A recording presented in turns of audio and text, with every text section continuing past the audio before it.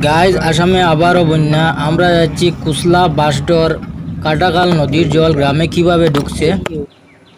তো বর্তমানে আমরা কাটাখাল নদীর সম্মুখে বসে আছি। এখানে বাঁধ ভেঙে গ্রামের ভিতরে পানি ঢুকে পড়েছে। গ্রামের অসংখ্য বাড়িঘর ভাসিয়ে নিচ্ছে দেখা যায় এখানে। আর লোকেরা এখানে মাছও মারছেন বর্তমানে। তো মাছ মারলে কি হবে, কিন্তু গ্রামের বাড়িঘর তছনছ করে দিয়েছে।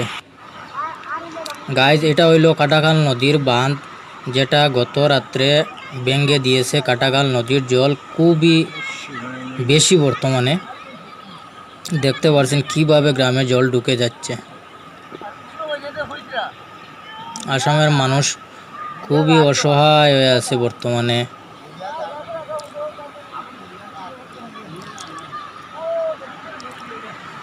অনেক মানুষ এখানে ভিড় জমাইছে দেখার লাগে।